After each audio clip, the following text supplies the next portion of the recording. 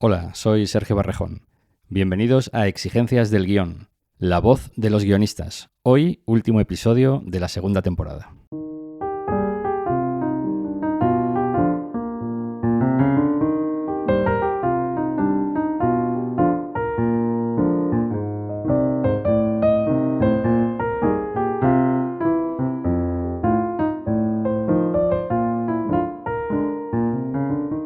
¿Tienes un guión de cortometraje? ¿Tienes entre 18 y 40 años? Pues Cinema Campus te ofrece gratis una formación intensiva de 4 jornadas que abarca todas las fases de desarrollo de un cortometraje: producción, financiación, elaboración del dossier, distribución. Cinema Campus se celebra en Montilla, Córdoba, del 13 al 21 de septiembre y la organización cubre los gastos de alojamiento y manutención de los 6 guiones seleccionados. Además, el autor del guión ganador recibirá 1.500 euros de premio y su corto será producido y distribuido en festivales. Inscribirse es gratis y puedes hacerlo hasta el 8 de agosto. Más información www.cinemacampus.es.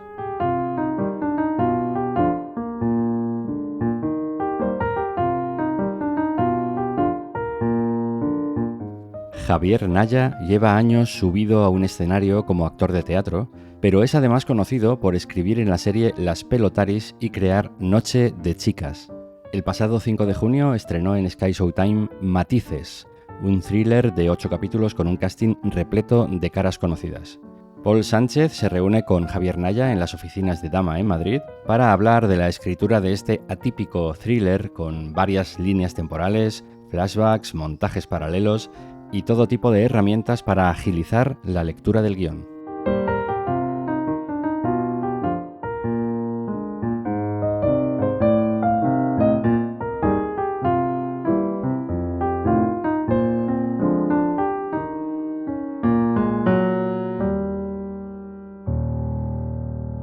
Javier Naya, bienvenido a Exigencias del Guión. ¿Qué tal? ¿Cómo estás? Muy bien, Paul. Muchas gracias por la bienvenida. Encantado de estar aquí. Un placer tenerte.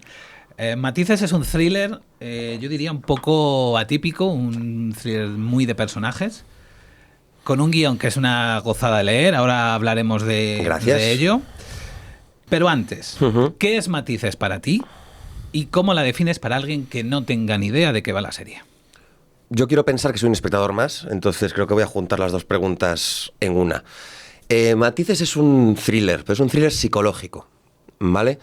Lo que pasa es que al mismo tiempo es un trampantojo, porque tiene forma de whodunit, tiene forma de serie de misterio de... Hay un crimen, es una Agatha Christie, aparentemente, pero es un engaño, realmente es una excusa para meternos en la mente de los personajes a un nivel psicológico muy, muy profundo.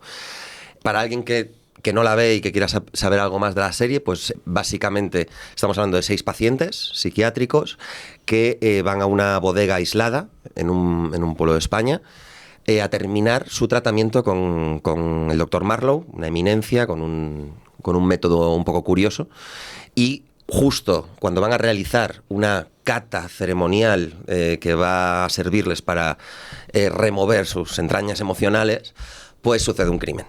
Y los 6 pacientes se convierten en sospechosos. Es cuando entra el policía, y este policía se va a dar cuenta de que no basta con las pruebas, no basta con las huellas, no basta con el timing de cuándo entró quién en dónde, sino que realmente para descubrir las motivaciones de esta gente, para descubrir al asesino, va a tener que meterse en la mente de ellos hasta el nivel más profundo. Muy bien. En el primer episodio, titulado Enredos en la mente, el espectador asiste a una serie de momentos que van a marcar el devenir de la serie y que van a crear al espectador muchas preguntas. Me imagino que esas preguntas son la forma, una herramienta para atrapar al espectador. ¿Cómo vais trabajando el piloto? Porque para muchos es quizá el episodio más importante. Sí, bueno, en este caso casi tendríamos que hablar del capítulo 1 y 2 casi en conjunto, porque es verdad que, como te digo, esto es un thriller psicológico y a diferencia de los whodunit, no empieza con el crimen, ¿no? Empieza con estos 6 pacientes llegando a esta bodega y empezamos conociéndoles, pero a través de una serie de visiones que van teniendo cada uno de sus traumas, visiones muy perturbadoras, que les afectan tremendamente. No tenemos que olvidar que estamos hablando de pacientes psiquiátricos, funcionales socialmente, pero no dejan de ser pacientes psiquiátricos. Entonces, estos 2 primeros capítulos se centran en generar, como tú bien dices, esas preguntas sobre los personajes a través de estas visiones, ¿no? Digamos que aquí nuestra intención era que el espectador fuera creando sus propias hipótesis sobre los traumas que traen cada uno de estos personajes, ¿no? Para que luego cuando llegue el inspector y investigue, pues vayamos descubriendo las distintas capas que esconden cada uno de ellos y descubrir la verdad sobre ellos. Estas visiones que estás comentando llevan el inicio de la serie a un terreno muy cercano al terror. Sí, a ver, a nosotros nos gusta decir que coqueteamos es una palabra muy bonita. Con el terror, es verdad.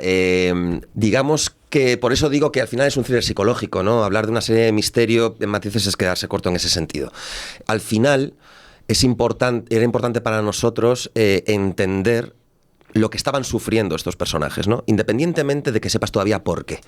Entonces, estas visiones es verdad que a veces son terroríficas, pero no dejan de ser no deja de ser un terror interior, ¿no? Que es verdad que a veces es el más terrible, valga la redundancia, porque es del que no puedes escapar. No hay un fantasma de puedas salir de una casa, no hay un monstruo del que puedas ocultarte. Al final el monstruo somos nosotros mismos y de nosotros no podemos escapar.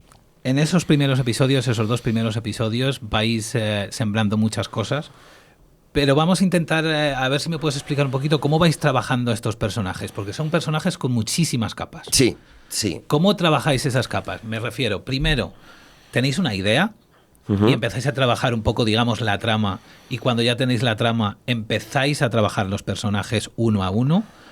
¿O vais pensando primero, nos gustaría hablar de este tipo de personajes y luego vais armando la trama alrededor de ellos? Vale, es una pregunta muy interesante porque es básicamente lo que define estructuralmente esta serie. Cuando tú ves la serie entera, una vez que el detective empieza a interrogar a los sospechosos, cada capítulo está dedicado a uno de los pacientes.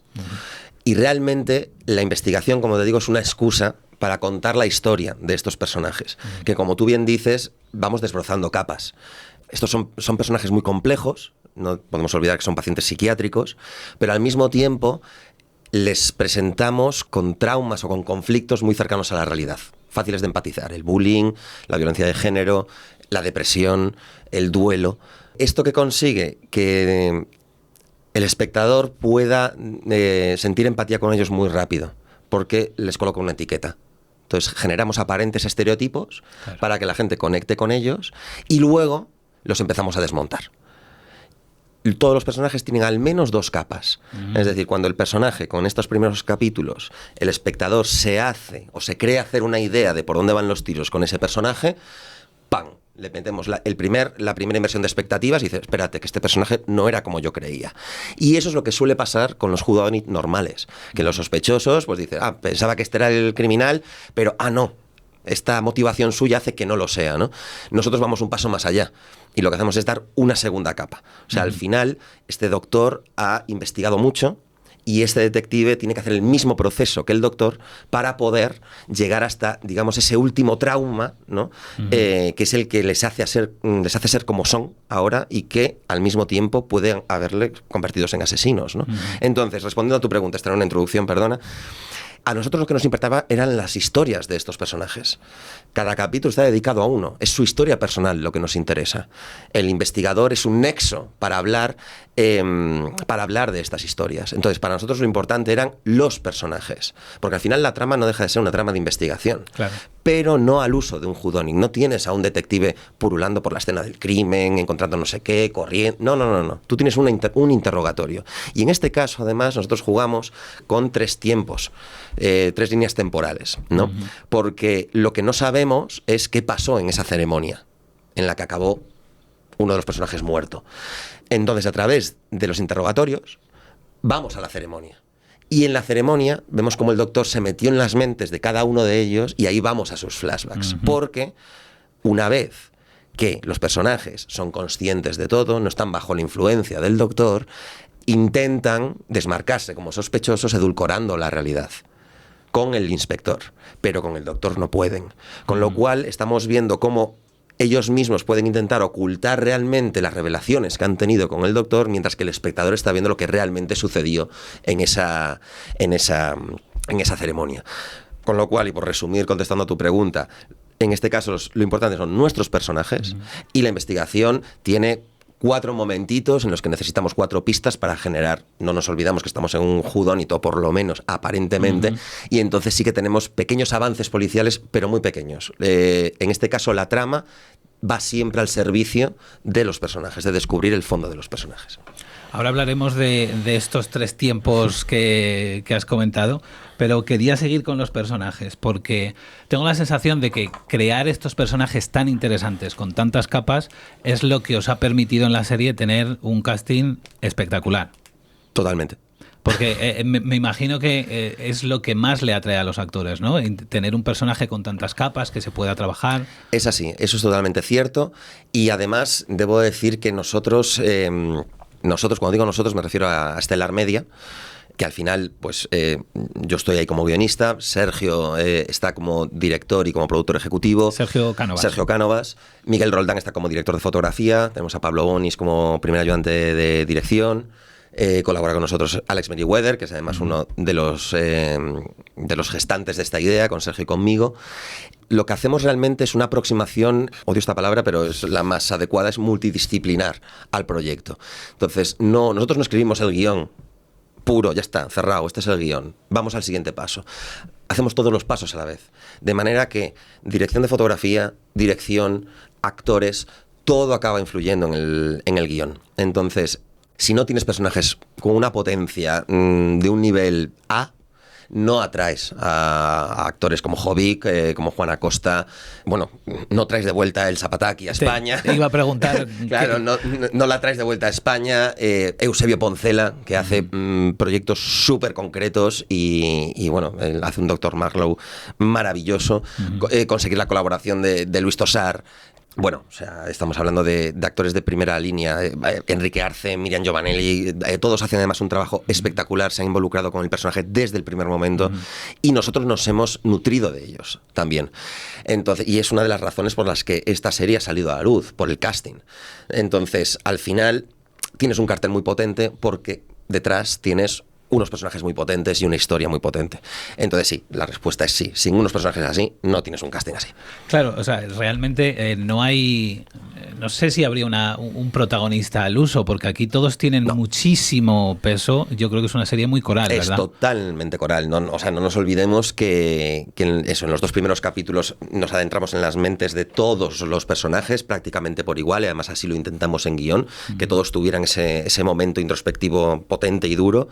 Y luego es que es un capítulo por personaje.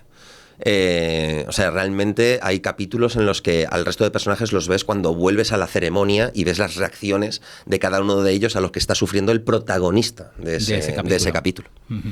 Claro, ahí hay una escena, una secuencia que me gusta mucho, que es cuando se están presentando a los personajes como figuras del ajedrez. ¿De dónde viene esta idea del ajedrez? Porque me parece maravillosa.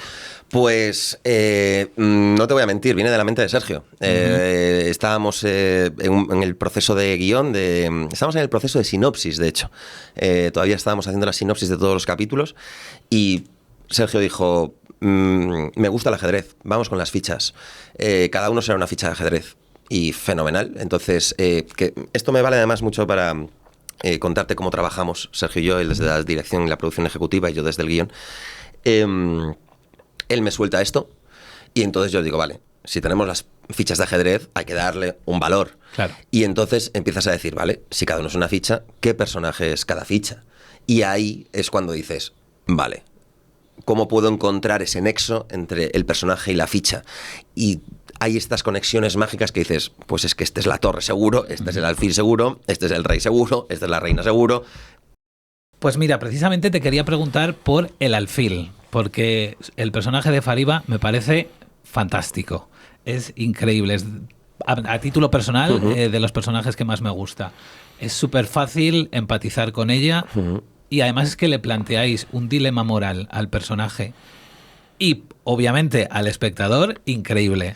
Sí, a ver, es curioso que me digas esto porque la gente que ha visto la serie, que ha leído los guiones, cada uno tiene su preferido. Claro. Entonces eso es maravilloso, ¿no? A nosotros eso nos encanta porque quiere decir que conectamos con distintas sensibilidades, ¿no? Dependiendo del personaje, manteniendo siempre el tono en todos, ¿no? Y siempre hemos intentado que todos los personajes tuvieran un elemento esencial con el que empatizar.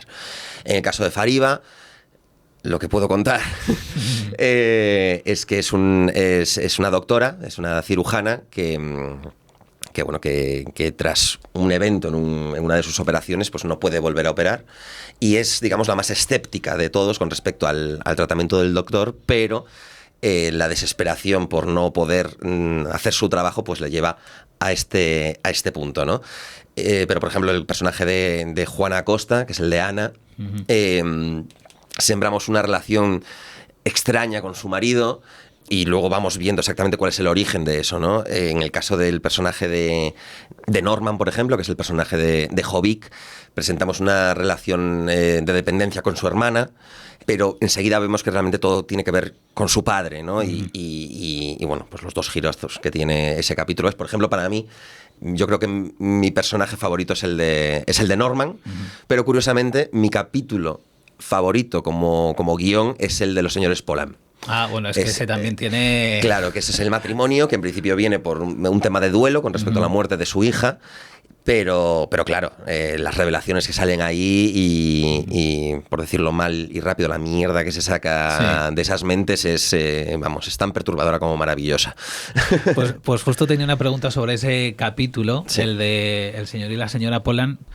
Está el interrogatorio que está haciendo el detective al señor Polan, y está el interrogatorio que le está haciendo a la señora Polan, que no ocurre al mismo tiempo. Efectivamente, yo creo que por eso me gusta en concreto este capítulo más, porque en vez de haber 3 momentos temporales, hay 4. Claro. Tienes en paralelo tienes los 2 interrogatorios que está haciendo el inspector, en teoría primero al señor Polan y luego a la señora Polan, y al mismo tiempo estás teniendo la regresión a la ceremonia que vivieron los dos y la regresión a pasados distintos que tuvieron uno y otro.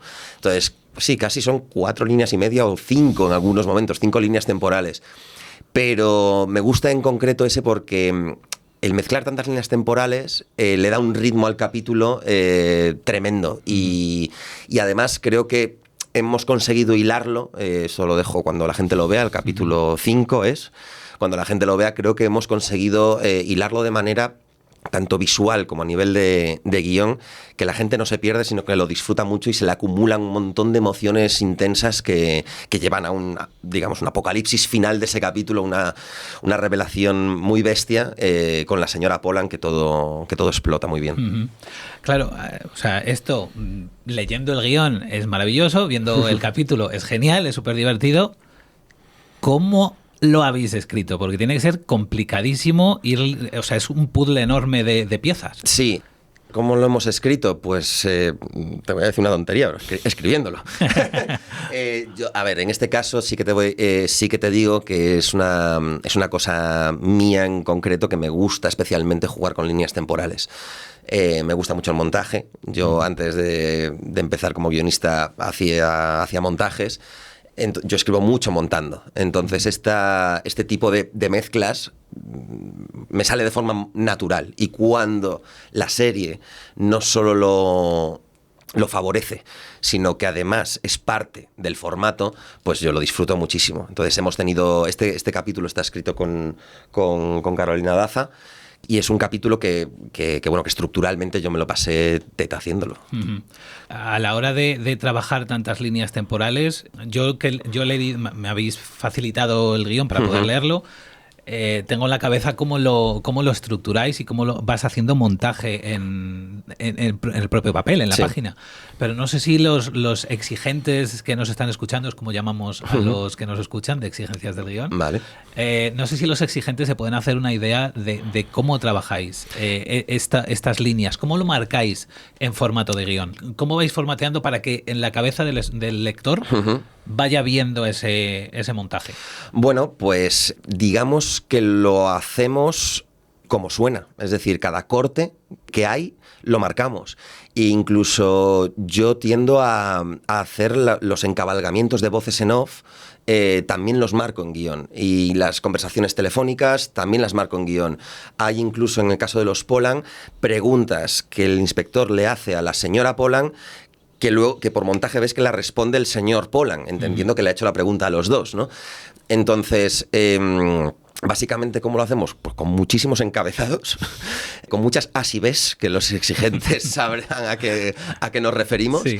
y que bueno, que al primer ayudante de dirección le vuelven tremendamente loco, claro. Pero es que esta serie no la puedes escribir de otra forma, porque si vas por bloques y escribes cada línea temporal por su lado y luego esperas al montaje para ensamblarlas, te puedes encontrar con graves problemas de ritmo y de continuidad. Entonces, a eso me refiero. Yo escribo montando en general, pero este tipo de series que implican tantas líneas temporales, tienes que ser muy puntilloso en la propia hoja, porque si no, y eso que luego en sala de montaje se sigue revisando y se encuentran cosas nuevas. Para mí el montaje siempre es la última versión de guión. Yo he disfrutado muchísimo en sala con Alberto Froufe, con Belén Arribas y con Quique Costas, dándole vueltas y vueltas a los capítulos.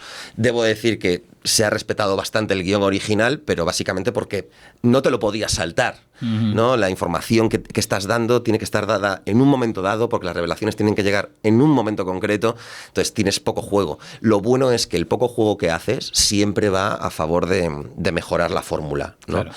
Se ha escrito de una manera un poco atípica por el ritmo en el que estábamos, ¿no? Yo, bueno, con Sergio Cánovas y con Alex Meriwether hicimos un documento de venta, y luego el proceso de sinopsis, con el que me centré yo más con Sergio, hacemos sinopsis muy, muy exhaustivas. Es decir, sinopsis de episodios. Sinopsis de episodios, muy exhaustivas. 9 páginas, o sea, prácticamente tienes que poder ver el capítulo. Ya no solo porque a mí me guste hacerlo, sino porque cuando le das a leer esto a alguien, aunque tenga un riesgo ser tan específico, porque todos los exigentes lo saben, cuanto más escribes, más pegas te pueden sacar, ¿no? Pero claro, la riqueza de esta serie estaba ahí. Entonces, en las propias sinopsis ya marcábamos estos saltos temporales, igual no con tanta especificidad, pero ya marcábamos estos saltos temporales. Entonces, yo realmente sí que ya tenía la serie en la cabeza muy clara. Escribí los 3 primeros capítulos y luego, como íbamos muy mal de tiempo, yo me escribí las escaletas del resto. Y entonces ya esas escaletas se las entregué a los distintos guionistas. Me reuní con ellos, evidentemente, ¿sabes? Ensamblamos un poquito, pero por ejemplo el capítulo 4 es de Bernat Villalonga, el capítulo 5 lo trabajé con Carolina Daza León, como bien te digo, el capítulo 6 aquí trabajé con Carmen Vidal, una directora que venía de Estados Unidos y también lo coescribió Bernat. El capítulo 7 es de Antonio Garrido, no lo conocía, empezamos a colaborar en este capi con él. Y el 8 pues lo escribió Martín Suárez, que es mi partner in crime. Y para que te hagas una idea, yo en cuestión de una semana escribí las escaletas y se las fui dando a ellos en la siguiente semana. Así que yo en cuestión de un mes ya tenía una primera versión de toda la serie. Wow. Que en este caso era necesario, ¿por qué? Porque nos surgía un plan de rodaje por las fechas de los actores. Para tener este casting teníamos que rodar en un momento determinado del año y el plan de rodaje empezaba a ser urgente. Entonces, sin versiones de guión no puedes hacer un plan de rodaje. Claro. Entonces, aunque sufrieran variaciones, las primeras versiones eran necesarias. Entonces, yo en cuestión de un mes ya tenía un montón de primeras versiones, 5 primeras versiones, y ya cogí a Martín y que se puso a coordinar la serie conmigo y nos íbamos haciendo las siguientes versiones, él y yo. Él me hacía una versión, me la pasaba y íbamos pasándonos pues como en el Crepúsculo de los Dioses, ¿no? Que están escribiendo a mano y le pasan las páginas, sí. Pues tal cual, ¿no?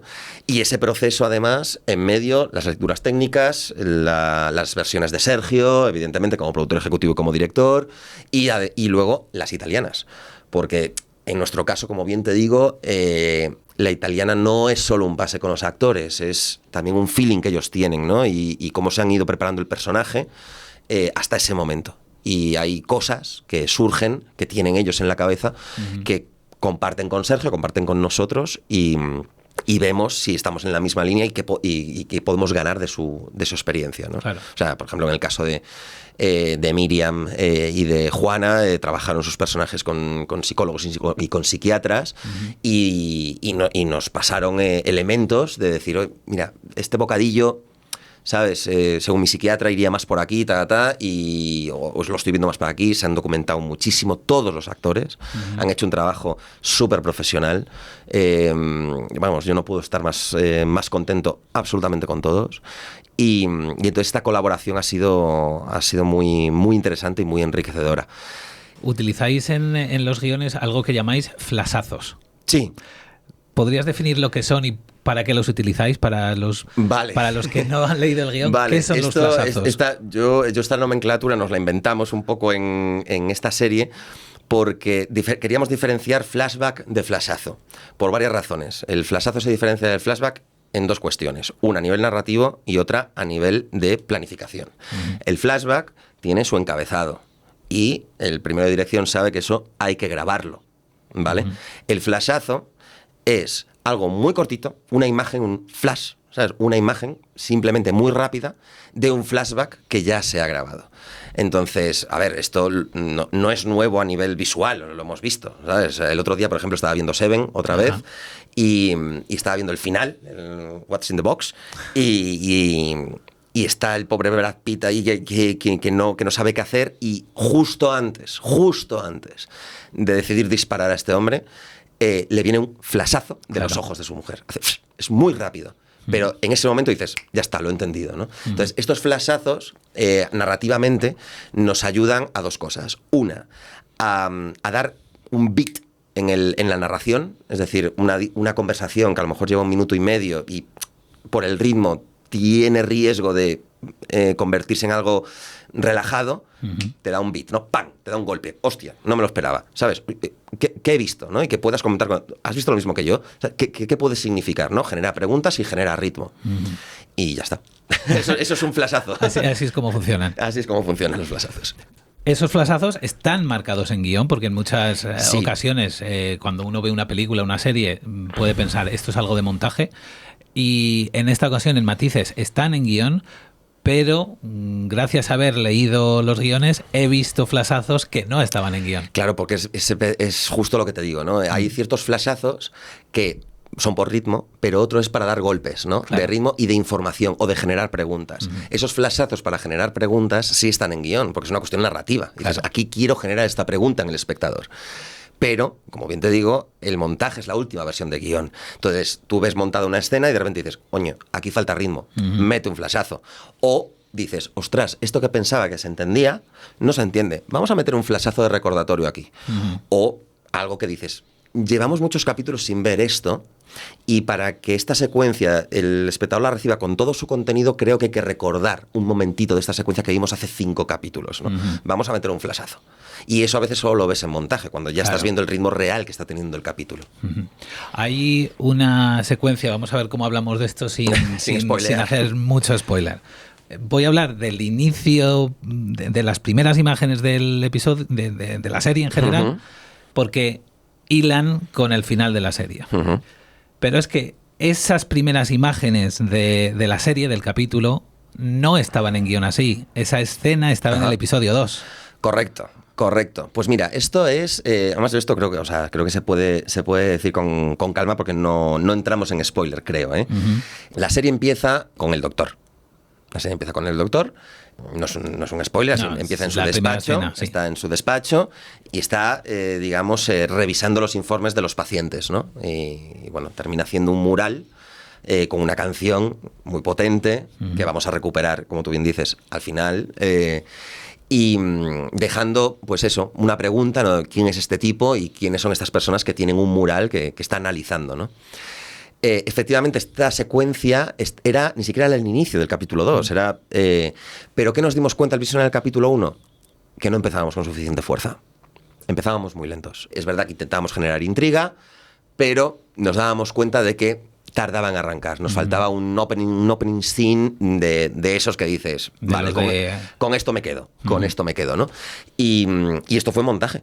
Y fue Sergio el que dijo, vamos a adelantar esta secuencia, porque no pasa nada si la quitamos del 2, narrativamente no implica un hueco narrativo, y sin embargo empezamos el 1 con un musicote que te vuelves loco, con un Eusebio Poncela enigmático y magnético, y de alguna manera estás presentando a todos los personajes dentro del misterio, ¿no? Entonces, mágicamente, no mágicamente, sino pensándolo, dices, ostras, tenemos un problema, ¿cómo lo solucionamos, ¿no? Y última versión de guión, pues con esta secuencia. Y de repente se convierte en la primera secuencia perfecta de la serie, que no era en guión. Entonces, por eso sigo insistiendo en que el montaje es la última versión de guión. De hecho, por aclarar, porque seguramente los exigentes se puedan estar preguntando entonces con qué secuencia arrancaba si no es con esta. Con la siguiente, efectivamente. Con la siguiente, en una secuencia que era algo más larga, era más informativa, y nos dimos cuenta de que pues iba más lenta y había cierta información que nos dimos cuenta de que no teníamos por qué dar, no hacía falta para entrar en la serie, y además si quitábamos esa información podíamos generar más preguntas y más misterio. Y de ritmo era más lenta y, claro, no atrapaba lo suficiente. Entonces, y si lo pensábamos bien, al fondo no era la esencia de la serie. Y al final dices, pues mira, un opening scene debería de marcar el tono y la esencia, ¿no? Y Sergio dio con esta, dijo, es esta, y vamos a hacer todo de lleno. Sí, no, yo estoy de acuerdo porque es que rima también a la perfección con el final. Efectivamente. Está genial. Efectivamente. Os permitís en el guión cierta literatura que a mí personalmente me encanta, aunque hay ciertas escuelas y ciertos círculos en el mundo del guión a los que no les gusta que se meta literatura en el guión. A mí personalmente me encanta. Y voy a leer un fragmentito. Ay, madre. Es el señor Polan, interpretado por Enrique Arce. Está en los viñedos persiguiendo a una mujer y leo textualmente. El señor Polan empieza a correr. Esa mujer es como un imán que lo atrae y tiene que alcanzarla. Necesita recuperarla, pero desaparece. El señor Polan busca, rebusca, gira de nuevo y la ve, pero ya no está. Es como un pilla-pilla macabro. A mí eso me parece maravilloso, pero ha habido feedback que me han dado de guiones míos con cosas muy similares a esta y me lo han tirado. Sí, no a me ver, lo dejan. Lo primero que tengo que decir es que ese párrafo es de Martín Suárez. Okay. Es de Martín. Martín escribe, vamos, es una pasada como escribe. No sé qué decirte. Podría citar a Tarantino, que dice que sus guiones tienen que ser obras de arte en sí mismos, pero no es que lo hagamos por eso. Es nuestra forma de escribir. Y luego creo que, independientemente de que la respuesta se ate exclusivamente a esto que voy a decir, creo que ayuda a reflexionar un poquito sobre guión, sobre el trabajo de los guionistas y del guión como herramienta. Al final el guión lo lee mucha gente. O sea, un guión lo tiene que leer un ejecutivo que no tiene tiempo. Lo tiene que leer un actor al que tienes que enamorar con el guión. Lo tiene que leer un primero de dirección que sepa si es noche, día y cuántos props va a tener. Lo tiene que leer un departamento de vestuario que tiene que saber si se mancha de vómito la persona o no se mancha. Yo puedo entender que la gente diga, mira, el guión es A, B y C y ya está. De hecho, probablemente haya muchos actores que no les guste a lo mejor que haya tanta especificación, ¿no?, en esto. Pero bueno, como ya te digo, que mi filosofía de esto es colaborativa, en el momento en el que ese párrafo no le afecta especialmente a Enrique Arce, es más un párrafo de tono en ¿no? Entonces, también para trasladar el tono, a veces creo que ayuda para el lector, para el ejecutivo a lo mejor, ¿sabes? Es decir, ¿qué tipo de serie voy a ver? Pues es esta, ¿no? Yo, por ejemplo, soy muy fan de las comedias que tienen comedia cuando escribes acción. Porque al final te estoy transmitiendo un tono. Claro. Es eso, es intentar transmitir con tu guión lo más fielmente posible la serie que estás lanzando. Y en este caso, pues bueno, nosotros a veces nos permitimos cierta literatura que creemos que en algunos casos puede ayudar a transmitir este tono y la serie que estamos escribiendo. Por otro lado, supongo que esto os lo podéis permitir porque estás trabajando directamente con Sergio. Claro, efectivamente. O sea, al final yo hay secuencias, algunas en concreto, que Sergio ya me está diciendo cómo las quiere rodar. Entonces, pues es muy fácil en ese caso decir, pues mira, pues ya está, ya voy, ¿no? Es verdad que dentro de lo que cabe intentamos no tener muchas acciones técnicas, de la cámara entra, baja, pasa por aquí. Lo intentamos, a pesar de que a lo mejor Sergio me haya dicho a mí cómo la va a rodar, ¿no? Pero en la forma de escribirlo sí intentamos transmitir ese movimiento de cámara, esa, bueno, pues eso, esa intención, ¿no? Y luego, pues nada, si hemos conseguido transmitir lo que la serie es, pues para mí es un halago. Otra cosa es que haya gente que le moleste a la hora de visualizar o que no le demos cierta libertad para visualizar ciertas cosas. Pues bueno, no sé, no es una novela.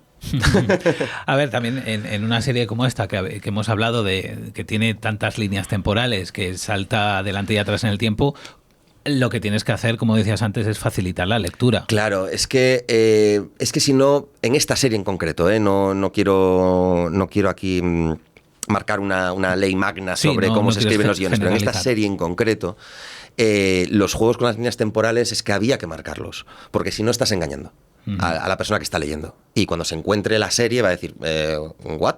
¿Sabes? No, esta serie tiene 3 líneas temporales, en este capítulo tiene 4 líneas temporales y las vamos a mezclar así.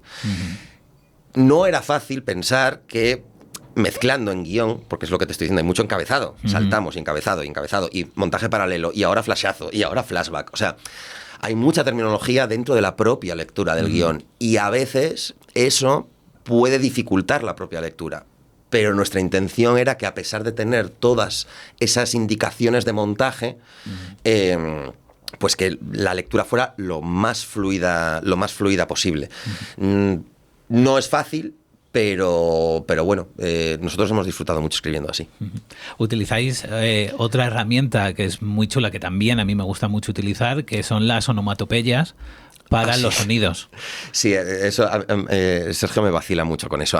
Yo, sí, el de las onomatopeyas soy yo. A mí, porque para mí son beats, son momentos de impacto, ¿no? Entonces, y entonces mientras Menganita está mirando al sol, se oye un disparo en la lejanía. No, Menganita está mirando al pan. Claro. Y ahí dices, ostras, no es un disparo, no, es pum, ¿sabes? Es un golpe. Y es un plash, y es un crash. Porque además eso yo creo personalmente que te ayuda a, pues eso, a vivir audiovisualmente la película, que al final pues se dice que el guión es escritura de imágenes, pero esto es audiovisual, también es escritura con sonidos. Claro. Y a mí personalmente, de hecho, me puedo pasar minutos y minutos buscando la onomatopeya perfecta para un sonido concreto. No es lo mismo un puñetazo en la nariz que un puñetazo en el estómago, no suena igual. Claro. Es que lo que intento precisamente es transmitir el tempo de la escena con esas cosas. Entonces, si para mí la escena es una acción de una página y hay riesgo de que la escena quede tediosa, pues voy a hacerlo con esto. Pero mi intención es transmitir que va a salir en la pantalla también. Claro. No es solo para agilizar la lectura. Es para que ese beat, ese golpe, eso también transmita cómo va a ser luego en pantalla. Se mantenga o no después. Claro. Claro. Obviamente, tener una historia contenida en un único lugar facilita mucho la producción luego más adelante. Evidentemente. A esto me refería cuando decía que Sergio además era productor. Es decir, no es gratuito. No es solo por un tema narrativo, que quieras que sea claustrofóbico. Es una necesidad de producción. Al final tienes un elenco espectacular y tener la acción concentrada en un lugar te ayuda inmensamente a la agilidad de producción, al manejo de los equipos, al ritmo de los actores, de que no tienen que estar trasladándose 500 veces de un sitio a otro. Y en este caso en particular nos vino especialmente bien para la narrativa, porque al final es una historia que es hacia adentro, ¿no? Entonces tú no puedes escapar de ti mismo, tú no puedes escapar de la bodega. Y luego al final rodamos en una bodega y todos los actores estaban en el mismo hotel mientras rodamos ahí. Entonces casi un mes entero estuvieron conviviendo unos con otros, ¿no? En esa especie de gran hermano que al final no deja de ser lo que iban a vivir luego sus personajes. El arranque del episodio 6. Creo que se puede hablar de esto sin hacer spoiler. Vale. Es en guión, creo recordar que empezaba con imágenes como algo así dentro del cerebro de una persona. Eso supongo que no sé las razones. Lo primero que se me viene a la cabeza para que no esté es presupuesto. Bueno, en realidad es una mezcla de todo. Esta fue una idea que surgió, empezar el capítulo así. Como empezaban los créditos de Seven, tenía cierta lógica narrativa, estamos en la mente de las personas. Pero por un lado, no podíamos asegurarnos del todo, por el ritmo que llevábamos, de que fuera a quedar como queríamos, pero sobre todo, al final se salía un poco del tono de la serie. Era algo que nunca habíamos hecho en otros capítulos y llegamos a la conclusión de que en realidad no tenía sentido. No aportaba a la serie, no aportaba a la narrativa y realmente no era necesario hacer esta especie de malabar de ordenador. Entonces, la serie era otra, ¿no? Pues es lo que te estoy diciendo, que con el proceso te vas dando cuenta de que... No, y vimos las primeras pruebas y decíamos, a ver, con trabajo podría salir, pero en cuanto las ves dices, es que aunque salga perfecto, es que no, esta no es la serie. No es la serie. Y te vas dando cuenta de esas cosas. Y sin embargo, lo que hacéis, que me parece súper curioso, es una especie de montaje lleno de flashazos que casi son un resumen de lo que ha pasado. Sí, nos venía muy bien. Claro. Es de esas cosas que dices... Es que llega el momento de recordar dónde estamos, ¿no? Y entonces pues utilizamos al inspector que está en sus pensamientos, ¿no? Y dijimos, puede que sea un buen momento para que veamos cuáles son los pensamientos de este inspector, ¿no? Y ayudar al público a decir, vale, llevamos al final, pues somos una serie de 8 capítulos, llevamos ya 5, igual es el momento de decir, a ver, todo esto es lo que ha pasado, en esto es donde estamos metidos, ¿no? Y pensamos que podía quedar bien. Fue una idea que surgió en sala y lo probó Belén, que era un capítulo de Belén Arribas, hizo una prueba, a ver cómo queda. Y nos encantó y creemos que funciona muy bien en ese punto. Que en esa escena tú apareces como actor. Sí. ¿Qué te aporta ser actor como guionista y qué te aporta como guionista ser actor? Es decir, ¿se retroalimentan? Absolutamente. Yo llevo haciendo teatro muchos años y lo primero que te sirve es para... Esto igual es un poco unpopular opinion para los exigentes, pero te quita mucho ego como guionista. Quiero decir, yo me he cambiado frases a mí mismo. Es decir, yo como actor he cogido un guión que he escrito yo y he dicho, esta frase no funciona. Lo siento, es lo que hay, no nos engañemos, ¿sabes? Entonces, esto te permite darte cuenta de que cuando te llega un actor y te dice, oye, esto lo podemos decir de otra forma, entenderlo mejor. Y decir, vamos a ver de qué forma. No tener ya de primeras una coraza de decir, aquí viene el actor a decirme cómo tengo que hacer mi trabajo, ¿no? Que es algo que, ya te digo, que en esta serie en concreto hemos tenido un feedback muy completo entre todos los actores, muy respetuoso siempre y magnífico. Entonces, eso es lo primero que me aporta. Como guionista, pues te podría decir que debería de poder dialogar mejor por eso, pero luego me doy cuenta de que hasta que no estoy en el papel de actor realmente no puedo, no leo tan claramente. Ayuda, por supuesto, ¿sabes? Decir, hostia, espera, esta frase tiene unas cacofonías aquí de locos, esto no lo va a poder decir el actor ni de coña. Pero es verdad que admito que te ayuda. Te ayuda mucho. Estuviste, por tanto, en gran parte del rodaje, porque no solo eres guionista, no solo eres actor, sino que eres productor ejecutivo. Coproductor. Soy coproductor ejecutivo de la parte de guión, no de la parte de producción. Entonces, esto lo único que digamos que es básicamente es que después de Sergio eres la máxima autoridad a nivel de guión, ¿no? Esto, en cualquier caso, yo en el rodaje sí que estuve mucho, independientemente de mis sesiones, y esto me permitió también tener esta colaboración con los actores muy bonita, sobre todo con Raúl Prieto, que hace el Teniente Castro. Las secuencias que yo tengo son casi siempre con Raúl, y siempre comentábamos, ¿no? Cuando íbamos al set, oye, esto, y siempre llegábamos a acuerdos muy, muy interesantes.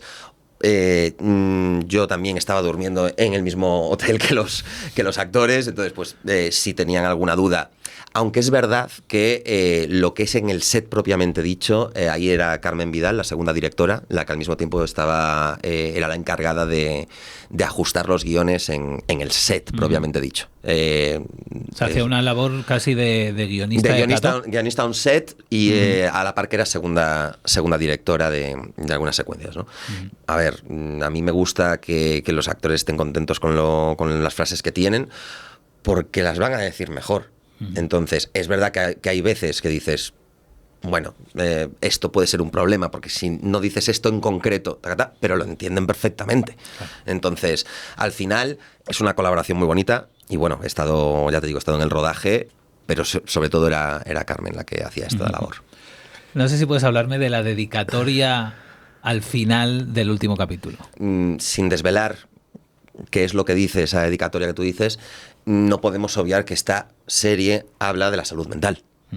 Independientemente de que nosotros hacemos entretenimiento, estamos haciendo una serie para que la gente se lo pase bien o mal, dependiendo.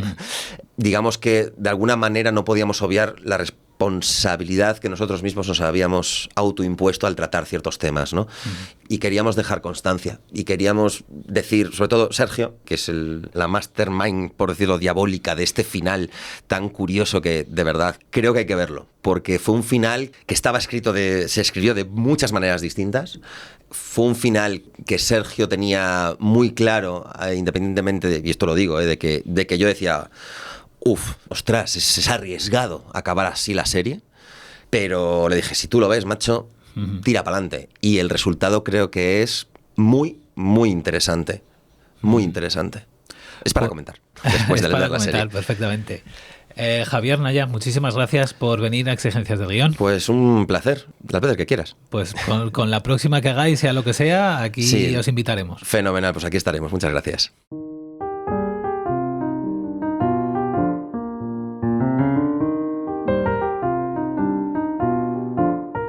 Recuerda que si tienes un guión de cortometraje y tienes entre 18 y 40 años, Cinema Campus te ofrece gratis una formación intensiva de 4 jornadas que abarca todas las fases de desarrollo de un cortometraje. Cinema Campus se celebra en Montilla, Córdoba, del 13 al 21 de septiembre y la organización cubre todos los gastos de alojamiento y manutención de los 6 guiones seleccionados. Además, habrá un guión ganador que recibirá 1.500 euros de premio y se verá producido y distribuido en festivales. Inscribirse es gratis y puede hacerse hasta el 8 de agosto en www.cinemacampus.es. Cinema Campus es una iniciativa de la Asociación Record con el apoyo de la Delegación de Cultura de la Diputación de Córdoba.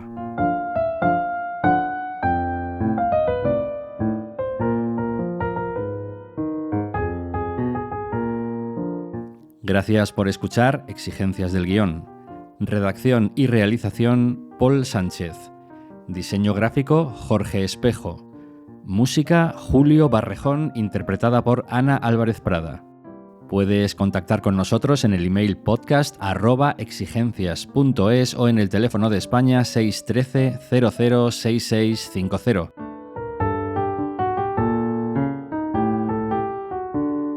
Como os decía al inicio, este ha sido el último episodio de esta temporada.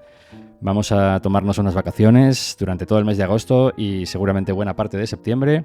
Y volveremos en otoño con más entrevistas a guionistas, dramaturgos, directores, productores, actores y otros protagonistas del audiovisual.